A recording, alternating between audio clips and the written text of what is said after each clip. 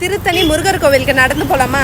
இந்த கோயில் போகிறதுக்கு 2 வழி இருக்குது. இந்த மாதிரி பஸ் ஃபெசிலிட்டிஸ் போகிற வழி ஒன்று இருக்குது, அதுக்கப்புறம் படிக்கட்டு ஒன்று இருக்குது. நான் பஸ் ஃபெசிலிட்டிஸ் போகிற வழியில தான் நடந்து போக போகிறேன் இன்னைக்கு. திருத்தணி சைடில் வாக்கிங் போகிறவங்கலாம் இந்த சைடு வாக்கிங் போங்க, கடவுளை பார்த்த மாதிரி இருக்கும், வாக்கிங் முடிச்ச மாதிரி இருக்கும். கோவில் டைமிங்ஸ் போர்டில் இருக்குது, தெரியாதவங்களுக்கு பார்த்து தெரிஞ்சுக்கோங்க. போக ஸ்டார்ட் பண்ணுறதுக்கு முன்னாடி லெஃப்ட் சைடில் வழித்துணை விநாயகர் அப்படின்னு சொல்லி விநாயகர் கோயில் இருக்கும். ஒரு தேங்காவை உடைச்சிட்டு அங்கே சாமி கும்பிட்டுட்டு நடக்க ஸ்டார்ட் பண்ணிட்டு பார்க்குறவங்களுக்காக சொல்கிறேன், இந்த மாதிரி இந்த வேலை நடந்து போனால் சேஃப்டி இருக்குமா, எப்படி இருக்கும் அப்படின்னு நினைக்கிறீங்கன்னா அதை பற்றி எதுவுமே ஃபீல் பண்ணாதீங்க. போகிற வழி ஃபுல்லாமே லைட் இருக்கும், நிறைய பேர் வண்டியில் போயிட்டு வந்துட்டே இருப்பாங்க, நடந்து போகிறவங்களும் நிறைய பேர் இருப்பாங்க. இதுக்கு முன்னாடி இங்கே ஒரு ஜூட் பேக் மாதிரி போட்டு வச்சுருந்தாங்க, லைக் மேட் மாதிரி இருக்கும் நடந்து போகிறதுக்கு. இப்போ அது ரிமூவ் பண்ணியிருக்காங்க. போகிற வழியில் சேஃப்டிக்கு ஒரு பிரச்சனையும் இருக்காது. ஸோ தைரியமாக நீங்கள் புதுசாக யாராவது நடந்து போகிறீங்க அப்படின்னா நடந்து போகலாம். போகிற வழியில் லெஃப்ட் சைடில் ஃபுல்லாக இந்த மாதிரி கல்லெல்லாம் அடுக்கி வச்சுருந்தாங்க. நம்ம மண்ணில் சொந்தமாக ஒரு வீடு எத்தனை பேரோட கனவு தெரியுமா? என்னுடைய கனவுமே கூட. யாருக்கெல்லாம் இந்த மாதிரி சொந்த வீடு கட்டணும் நம்ம காசுல அப்படின்னு கனவு இருக்கோ கமெண்ட் செக்ஷன்ல வீடு சிம்பிள் போட்டு விடுங்க. எத்தனை பேர் இருக்கீங்கன்னு பார்த்து தெரிஞ்சுக்கிறேன்.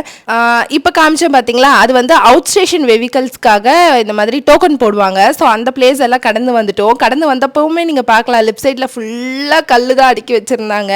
அண்ட் ஆல்மோஸ்ட் கோயிலுக்கு வந்து ரீச் ஆகிட்டோம். இது வந்து 2 கிலோமீட்டர்ஸ் பக்கம் வரும் இந்த மாதிரி வண்டி போகிற பிளேஸில். அந்த படிக்கேட்டில் வந்து 365 சம்திங் இருக்குது. ஸோ உள்ளே போகிறப்பவே லெஃப்ட் சைடில் ஃப்ரீயாக மொட்டை போடுறதுக்கு இந்த சைடு போகணும் லெஃப்ட் சைடில். ஸோ இந்த சைடு ரைட் சைடு வந்து கோவிலுக்கு போகிற வழி. இந்த மாதிரி மேட் தான் இதுக்கு முன்னாடி ரோட்லேயே போட்டு வச்சுருந்தாங்க. இப்போ பாதி வழி தான் இருக்குது, ஃபஸ்ட்டு பாதி வழியில் காணும்.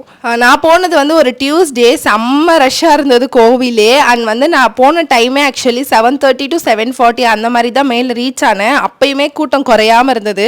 கோவில் கரெக்டாக ஒரு 8:30 8:40 அந்த டைமில் வந்து சாத்திடுவாங்க.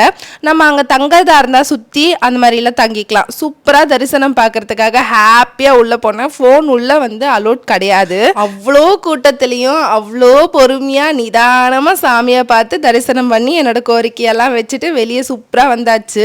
இந்த மாதிரி தனியாக ஒரு இடத்துக்கு வரப்பதான் நிறைய புது விஷயங்களை கற்றுக்க முடியுது, தைரியம் வருது, ஒரு மாதிரி மன நிம்மதியாக இருக்குது. ஸோ யாரெல்லாம் விபூதி சாப்பிடுவீங்கன்னு சொல்லுங்கள், நான் விபூதி கண்டிப்பாக சாப்பிடுவேன். அப்படியே கோவில் தரிசனத்தை முடிச்சுட்டு நீங்கள் கீழே வந்தீங்க அப்படின்னா இந்த மாதிரி ஒரு விளக்கு இருக்கும். ஸோ விளக்கில் நிறைய பூட்டெல்லாம் போட்டிருப்பாங்க, அது எதுக்குன்னு எனக்கு தெரியல, யாராவது தெரிஞ்சால் சொல்லுங்கள். அண்ட் வேல் இருக்கும், வேலை வந்து தொட்டு கும்பிட்டுட்டு நம்ம விபூதி வேணும்னா விபூதி கொட்டிட்டு அந்த மாதிரி அங்கே விளக்கும் இருக்கும், நம்ம விளக்கு வேணும்னா வாங்கி வச்சுக்கலாம். அண்ட் வெளியே வரப்பவே இந்த மாதிரி புளி சாதம்லாம் அன்னதானமாக கொடுத்துட்டு இருந்தாங்க. நம்மளுக்கும் கடவுள் புண்ணியத்தில் கிடைச்சது. சாப்பிட்டுட்டு சூப்பராக வீட்டுக்கு கிளம்பியாச்சு. பாய்.